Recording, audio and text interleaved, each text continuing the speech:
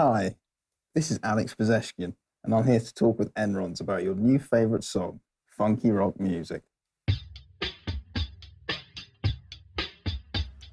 Funky rock music, never gonna stop.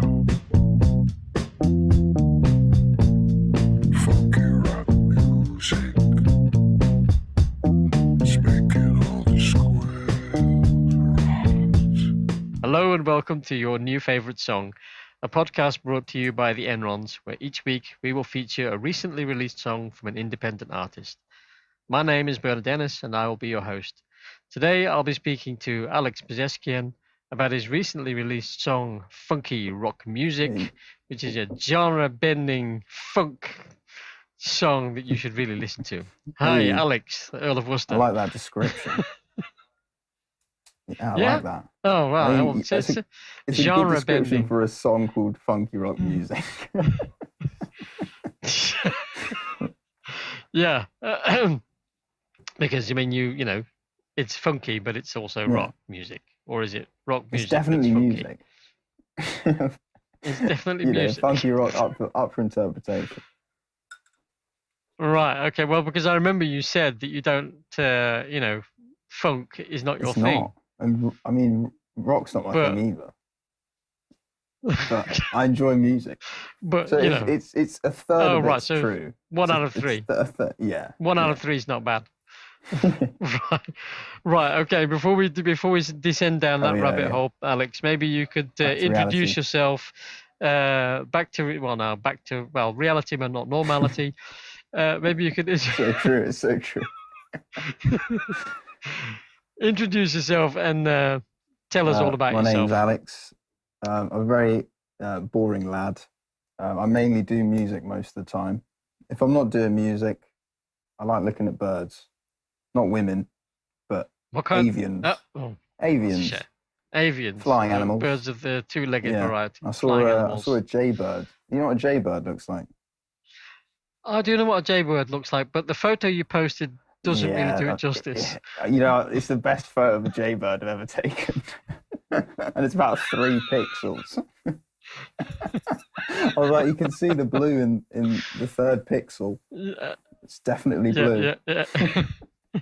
It's definitely blue. Right, okay, before we go into any more of that nonsense, I'm going to ask you some icebreaker questions. So the first icebreaker question to you is, what is your favorite sandwich and why? Oh, favorite sandwich? Club sandwich, mate. But without bacon. Are you a veggie? No, but I'm just not a fan of bacon in the sandwich. Well, if it's really crispy bacon, that's fine. But I'm not a fan of that. You know when the fat's not fully cooked. Yeah. I'm not a fan of that. But I mean, club sandwich is the way to go. Club sandwich with? My idea for a club sandwich is wrong. One of my friends told me it needs bacon, but in my head it's eggs, ham, like just like salad, like lettuce or something, mayonnaise, bit of salt and pepper. 3 layers. Oh, you got to have the 3 layers of bread, yeah. Yeah. Otherwise, it's not a club sandwich. Otherwise, it's just a normal man sandwich. A layman sandwich. Because a layman sandwich. So I mean, the bacon is also not something religious. No. I'm not Jewish or Muslim or any other religion. I don't know any others that don't eat the cloven hoof. You are Armenian? Yeah, I'm Armenian. It's quite interesting, actually. Because we're Christian, basically. So there isn't really a strict rule on what we eat or like drinking or anything like that. But my stepdad's Muslim, so there's not a lot of bacon eating or sausage eating in the house, as much as I'd like to. But he does go on holiday every now and then, and that's when I go get me some sausages. And that's, you can eat like beef sausages or chicken sausages and stuff like that, not just pork. True, it's true, but it's not the same. It's not the same. Right. Okay. We're gonna move on. From the pork. We're gonna go to your nerdiest piece of trivia. Nerdiest piece of trivia. I think I once, the Yu-Gi-Oh cards. Do you know what those are? No, it's like a Japanese trading card game that got really popular in the UK. I have like a whole, you have several cards, and that's how you play with someone. And there's these little sleeves that you put them in to make sure that they don't like get damaged. And I've got like all of them in little sleeves, mate. It's just like, it's a mixture of nostalgia and, and you've got to attach so much false meaning to something. And it's not really worth anything. Yeah. That's me with the Yu-Gi-Oh cards, mate. Okay, because that was going to be my third question, which you've probably already answered. And what is the silliest thing that you have an emotional attachment to? Oh, well, I'm pretty sure there's something silly I have emotional attachment to. Actually, I think it is the Yu-Gi-Oh cards, because I've tried to sell them like on multiple occasions, and then I'll just kind of be like, oh God, I'm taking it off. Can't do this. Giving away a piece of my soul to some random person who's not going to appreciate it as much as I am. Yeah. I get. So random is kind of the theme of the whole evening, actually, at the moment. Yeah. Just so let's go from drivel. Spontaneous. That's what you signed up for when you asked me to come on the podcast. Just well, I'm gonna try and bring it back to like music. what it's really about, which is about music. I love and music. More specifically, I love music, and I love your music too. And the specific thing we're going to be talking about is funky rock music, which is it's just funky. Song of the year. Rock. Song of the generation. It's the song of the year. It's definitely makes about me smile whenever I listen to it. This is a generation-defining song, funky rock music. You heard it here first. What kind of? And if you did hear it here, sorry, go ahead. If you did hear it here first, then, well, you know where you heard it first. Yes, you heard it here. You heard it here. Right, okay. So, I mean, we don't need to talk about what the song's about, because obviously it's about music itself. It's about funky rock music. There's quite a few lyrics. In a sort of mystique way. I don't think I'll say any of the lyrics, because it's like, it sounds very random when you listen to it. And that's because it is. But at the same time, I was thinking more about, like, not to sound too nerdy, but I was thinking about phonetics and like how it sounds when you sing it, as opposed to sort of, because I was writing the lyrics for ages. I was like, it's not making any sense. And when it did make sense, it didn't sound good. So I was like, I'm just going to write things that sound nice when I sing it. Things that are like easy to sing well, if that makes sense. Yeah.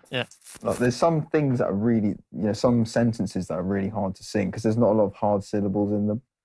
And it's not, there's not that many places to kind of sing a note or sing a new note. I'm not. Like what, for instance? Well, I'm going off the top of my head, but like if let's say not hard syllables like E's and A's. If it's starting with like that, it's kind of. If you're a good singer, it's not a problem. If you're a crappy singer like me, you need a hard syllable to like bounce off. But push yourself off. Yeah, because I'm not very good at pushing with my actual voice, like, because I'm not trained to sing well. I didn't really practice. So. It's just how many times can I do it until it sounds in key, and then there you go. Did you do all the vocal? Because there's a female vocalist on there as well, isn't there? Oh no, that's all me, mate. That's all me. That's all you. Yeah. Also, the really low vocal is just me using a vocoder. Funky rock music, never gonna stop. Funky rock music. Right. Like the.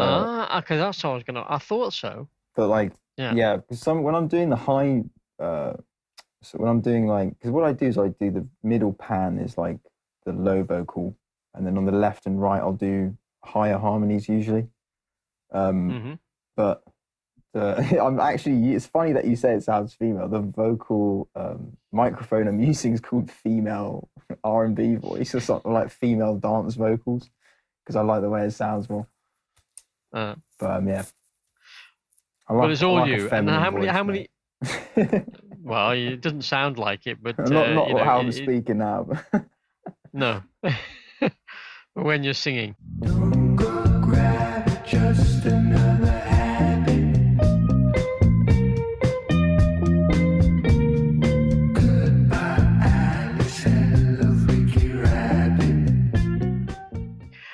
I mean, you took that in. You've got. Did you take the same track and do all of the processing on one track, or did you do multiple takes? It's well, the vocals is just little chunks. Like every sentence is just that's the recording. I'll never record it in like one long take because I'm sort of. Some people write everything like lyrics and stuff like that and structure, and then they record it. But I prefer to have like a drum beat, and then I'll do like guitar rhythm and stuff like that. So it's like a guitar track, 3 vocals that are like layered. And then, and I don't use that many effects either. I think I was just using chorus and then reverb because it makes your voice sound a bit, I don't know, it almost sounds like you're on tape or something. Chorus is just like, it gives your voice a bit more harmony as well. It's like cheating. Yeah. I don't, it's a lot harder to sing nicely when you're singing through a dry mic. So people who sing on dry mics, fair enough. Got good voices. Do you sing? So do you sing then with a chorus pedal or something like that? It's on GarageBand. It's just this little plugin. It's not an actual pedal. It's just a little electronic plugin called Chorus. Oh, it's called Stage Chorus, and I put the speed down because usually it makes your voice wobble, but I don't want the wobbliness. I just want that. I just want the chorus effect without the wobble. So I put it's not a lot, but it makes the song sound kind of like 80s almost, or I assume it's because on tape you used to have a natural. I could be completely wrong about this, but on tape I think it comes across like that sometimes. When you get a warped tape, it sounds a bit chorusy. Yeah, and I think that's why it makes it nostalgic sounding to me. I don't know. And I mean, but then what do you? So you sing all of your vocals then through the same settings, and then you do the vocoding afterwards on the deep, the dark, the deep part. Oh no, I can't. I have to have all the effects. I need to have the actual what my voice is going to sound like. I want that like going through my ears live as I'm singing when I record. Oh, like I find it weird. A lot of people say you shouldn't record too hot, meaning like you should record dry, like low volume, no effects or anything. But I find that weird to do because I'm recording one sound and then I'm changing it, and it's like I don't know what, I prefer having all the effects like there and ready, and then I just sing so I know how it's going to sound. But usually it's the same effects, partly because I'm lazy, but sometimes if I use chorus with all 3 things, voices, then it starts getting a bit, too much. It sounds too like affected and compressed and weird. It depends really. It's just whatever sounds good. Yeah, and so how do you start it off? You start off with a drum beat. Oh, it's good. I think Funky Rock Music was. I don't think I started with a drum beat. I think it was the bass first, and then I saw the vocoder thing. I was listening to loads of Motown, and I can't remember what song I was listening to. They used a vocoder, and I was like, I bet everyone thinks this is like the cheapest, gimmickiest thing in the world, but I just bloody love this. I just like the idea of making a song with a vocoder. ELO used a vocoder, so if it's all right for them, then it's all right for you. Mate, ELO's so good. I love a bit of ELO. So I mean, you've gone from the bass, and then you've got this vocoded vocal. Yeah. Well, what else is in there? I mean, you got a guitar in there. I haven't listened to the song since I released it because you were writing a song and it's like you listen to it over and over again. Like, by the time you released it, it's like, I never want to hear this again. Don't want to hear it. It's like this. It's like when you get a cold or something, like, and when you're done with your cold, you're like, oh, I can't wait to get one again. It's like you've never said that. You just want to get rid of it. So it's kind of like that. Yeah. It's because of the way you keep going through it, and it's like, oh, you have to hear the same verse like a few times, and then that becomes several times. Yeah. But it depends. It's always the drum beat first, usually. Yeah. Or it's rhythm guitar. Like it's like I don't think I've ever written a song with like keyboard first or like singing first, or like I never write lyrics and go, yeah, I'm going to write a song with this lyrics. Like, it's kind of, if there's a drum beat, then I can immediately go, okay, this is, and then the rhythm, then you kind of have the vibe of the song really. But, you know, it's hard to write a song with just lyrics to me. Yeah, so you start off with the music and then you just add the vocals into that. Yeah, like, it has to be. I think it's because I'm just more, like, if you like poetry and stuff, I'm sure you'd want to write the lyrics first or something. You'd be more inclined to do that order. But for me, like I say, like I prefer singing stuff that sounds good, like rhythmically, as opposed to like what I'm singing. Yeah. So I like the beats important, and then the guitar rhythm, and then all the lead guitar stuff I do like at the very end, because I don't want it to get in the way of like the meat of everything.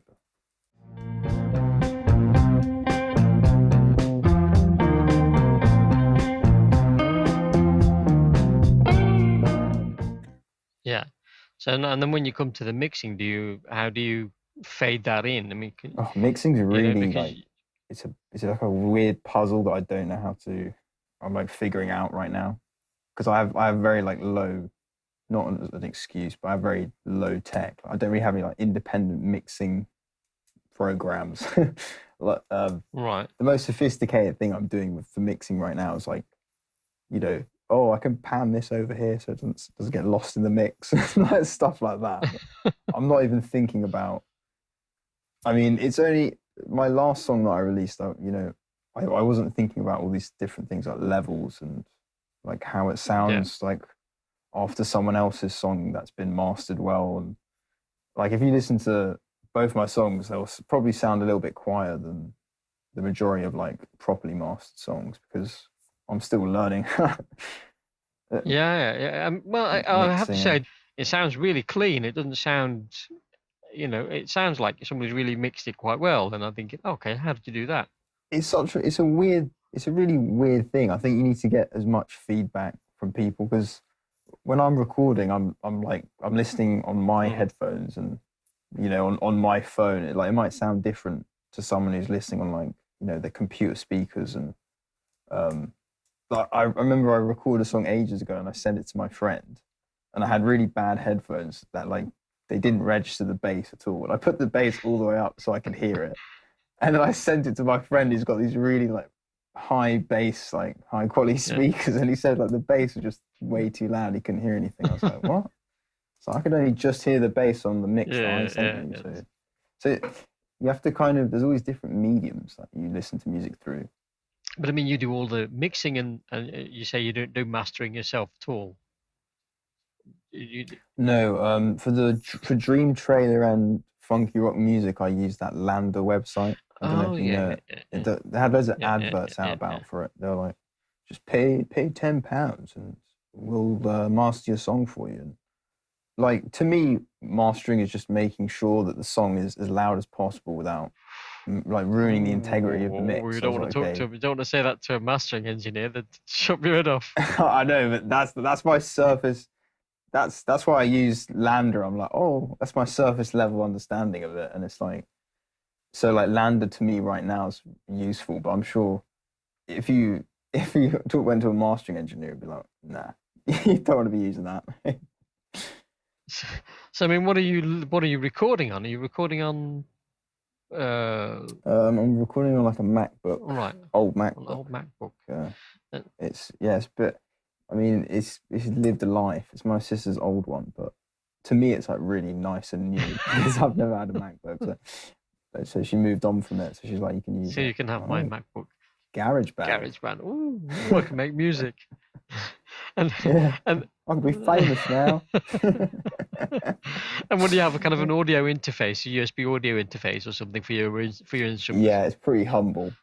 It's called the iRig. Oh yeah. I know that one. Yeah. It's this really small little it's just a little plug in from the aux cable, and then you can plug in your guitar and everything. Yeah. And then I'm just using the MacBook's mic.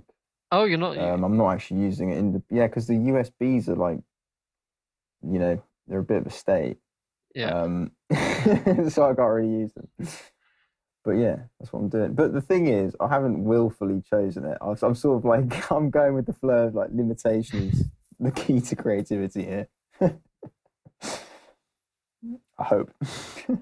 Well, yeah, I mean, you look at what we've got now, and you look at the kind of stuff that they were doing in the '60s. They were just doing it on 8-track tape. Yeah, I It's mean, like phenomenal. and it's like, wow, you're like, How the hell did they do that? But one thing I do want to ask you is, you start off with this kind of idea, and maybe did you have a kind of an idea of what he wanted it to be before you started, or is it just winging it?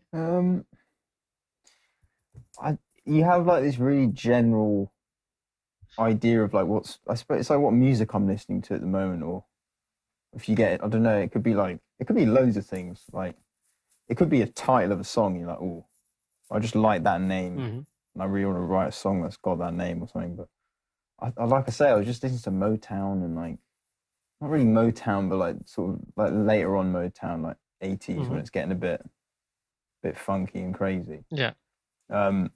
Sort of that style. And like, I don't know, the Dream Trailers is really not. It's an all right song from my perspective, but it's very happy sort of.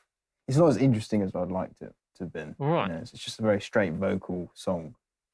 And then I was like, I want to make something a bit more interesting. And even though the name seems really mundane, like I spent ages thinking of a name, like, oh, I could call it Toffee Gorilla because that's the name, that's one of the lyrics. But I was like, it just doesn't make any sense. And the hook's funky rock music. Yeah. Might as well. Might as well call it funky rock music, which of course, yeah. That was my epiphany. That was your epiphany. I'll call it funky rock music.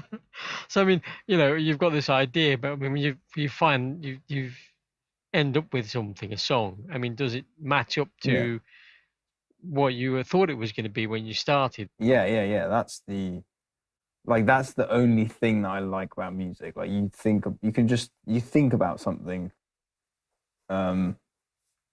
I think that's why it's interesting, because if you weren't, you're sort of trying to get to what you were seeing in your head almost. Like that's, or at least, it's like writing, when you write a song, like, oh, I need to record this, it's because you're hearing something that you think would be really good. But I don't know, it depends. And the more you learn about music, or the more you write music, I suppose you get stricter about what you want to hear. Like, oh, this could be better, or like I'll re-record this or something. Yeah, that's what it is. It's like, again, but it's not going to be the same if I want it to be as similar as what I've pictured in the beginning when I set out to write the song. But sometimes I just can't, like, it will be different because, I don't know, I might forget what I was thinking originally, It's a weird thing. There's no rules of music, so it's really hard to explain in a nutshell, like a process, if that makes sense. Because there's no beginning or end, is there? It's just, let's see what's going on now. No, but I mean, it's a bit weird. If you look at funky rock music, and when eventually you'll be able to listen to it again, that's it's one of those. Do you think? Oh yeah, that kind of sounds like the idea I had in my head to start off with. I think you can never tell. If you're looking from the past, you can never go, I was definitely thinking, because when you're writing a song, you might, even like the next day after the second day of writing it, you might not be remembering the original idea the same. But when you're looking back at a song, you kind of, usually you're probably just going to be a bit, it's like looking at an old photo of yourself, like, God, I used to wear that. It's just a bit awkward. Your tastes might change. And the process of recording, I think it changes good music, as well. You don't get bored of it. The process of recording, yeah, absolutely. Maybe, I mean, there's some songs on that SoundCloud I put up ages ago that I like. I'm like, oh, this is quite, this is all right. Quite surprised I made that a while ago. And then there's some which I'm like, well, I don't know why I'm doing music at all. This song's horrible. But, so it's weird. It's like, it's kind of humbling because you're never like you're never on the ball all the time. All right. Okay. So we're going to start to go wrapping this whole rabbit hole journey. We should for both our well-being. I feel like You're very patient with me, Bernie. You're very patient with me. I appreciate it so much. That's no problem. I'm quite enjoying myself. The rabbit hole. Endless rabbit hole. Yeah, the rabbit hole. Rabbit. Could be the new name for the podcast. Yeah, down the rabbit hole. Down the rabbit hole. Anyway, more rabbit than Sainsbury's. Now, there's a song you won't have remembered. Ooh, More rabbit than who's that by? It was by Chaz and Dave. Yeah. See, I recognise the name, but I just my could age. not tell you anything about it. The song was called You Can't Stop Talking. You just can't stop talking. You'll give it a rest. You got more rabbit than Sainsbury's. When Sainsbury's. What is Sainsbury's? Who are they referring to? Sainsbury's, you know. What, the store? Shout. Yeah, you've got more rabbit than Sainsbury's. Huh. It's just the youth of today. It's just wasted on you, isn't it? They'll never understand Chaz and Dave. I never understood Chaz and Dave, but anyway. So anyway. I've got to check them out. I'm going to check them out now. Not right now. Yeah. Wait till after the podcast. Wait till after you finish recording. I'm doing a podcast. So we'll have a very short period. Firstly, we're going to announce that next week is going to be with Bernie Stone. Ooh. And the reason why it's next week, because he's part 2 of a 3-part series, because you guys have been collaborating, haven't you? Indeed. You have been collaborating. Yeah, you're making music together. Extended project. Extended project. The official. Yeah, if you want to be all posh about it, Alexander. All Alexander about it. I mean, it's actually, I'm really surprised at the music that I'm making with him. Like, I've tried to make music with people so many times, and it's sort of like, you know, you sort of morph what you're doing to suit that person. But with, you know, me and Bernie, we're just like, we're not having to change anything. We're just doing our own style, and it kind of works. So like we're writing songs quite quickly, and like, you know, I send them to him and he sends them back, and like we just build it up bit by bit. And we're in the same time zone, and that helps so much. It's just it's nice to get like a reply within an hour, like, don't worry mate, I've done this or whatever, you know. And he sort of it's like when you're writing a song and like you spent like 2 hours trying to do like, I don't know, guitar and vocals, and you're like a bit tired and just like, I might take a break. So I just usually, like, you have to wait for the next day or whatever to write. But with the EP, I'm just like, I'll do one bit and I'll send it to Bernie. Or like, you know, there's more of, what's the word? There's more motivation to work as well. Not even, I don't want to say work, but write music, because like, you know, we're both building something together. It's quite, So what's the EP going to be called, or have you got a name for it yet? I'm fairly certain it's going to be called Earthly Delights. But there's a small chance like, it might change, because there's another song that we might use for a title, but I haven't asked Bernie yet. Right. I don't mind any title really, because the songs are really good. Okay. Yeah. Well, curious. Also, Bernie's like a instrument. Like, he just plays all these. He's got like every instrument. He's got like pianos, like guitars, saxophone, like horns and stuff. Like, he's got all these different instruments. So, and he's really good at mixing. So, okay. He's got backing vocals as well. You know. Yeah, there's loads of stuff going on. So all of his skeletons in his closet come out and sing. Sing for him. He channels these little spirits. That's how he does it. All right. He's a wizard. He's a wizard. And we're going to be talking to him next week. So if you've been listening to this, you've got to listen to that. There's a shout out for you, Bernie. Thanks for having me. No, you're welcome, mate. You're welcome anytime. I mean, I'm probably. Are you sure? Well, for now, anyway. So, oh yeah, by the way, you will be on next. Then that's the other curious thing. You'll be on a podcast with 2 Bernards, which is a unique experience for anybody. It's going to be quite quite strange. It's going to be quite strange. dreamlike experience. Yeah, dreamlike experience. Well, we're Bernie's, the Bernie and Bernard. Right. Anyway, so the next thing is, it's a bit of a toughie because if I type Alex Pezeshkian in Facebook and get some doctor, so what's the best way to get in touch with if somebody wants to get in touch with you? What's the best way to contact you or to follow you somewhere? Where can we follow you? I'll say with my Instagram. It's just alexpez.music. Like that's my what do you call it? Handle, whatever they call it, Instagram handle. Yeah. Yeah, I think that's the short because my surname's so long. So. And your first name as well. Yeah, Alex Pez. Yeah, so it's like I don't think people remember it. Well, we'll put it in the. So alexpez.music. All right. Well, we'll put a link. We'll put a link to that. So if you want to speak to Alex and go down the rabbit hole with him, then be my guest.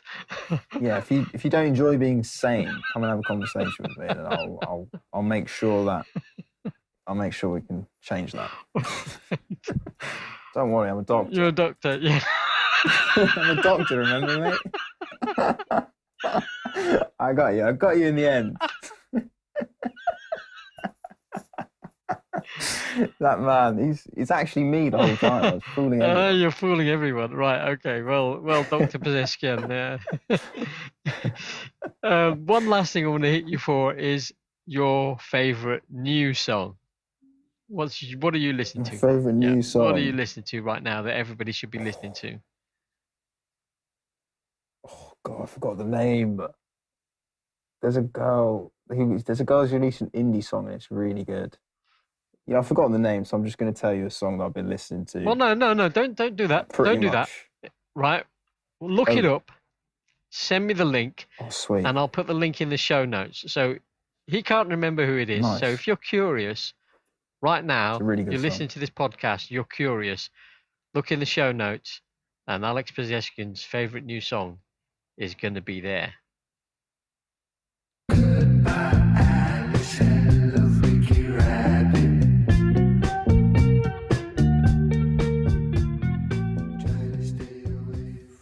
We hope you enjoyed this podcast and that you come away with an appreciation of the creative process and, more importantly, and found your new favourite song. All of the songs featured in the show are on our Spotify playlist, The Enrons New Favourites, and you can find all the links mentioned in the podcast in the show notes below. Next week, I'll be joined by multi-instrumentalist Bernie Stone in the second part of this 3-part series on making music and collaborating with other musicians online. If you enjoyed this podcast, then please hit the subscribe button and leave a review on iTunes, Spotify, or the podcast app that you're listening on. If you want to help us to continue making and growing the podcast as well as releasing new music, then you can either buy us a coffee or become a regular patron. See the show notes for details. If you like listening to music interviews, then check out New Artist Spotlight podcast. See the show notes for details. Thanks for listening and see you next week.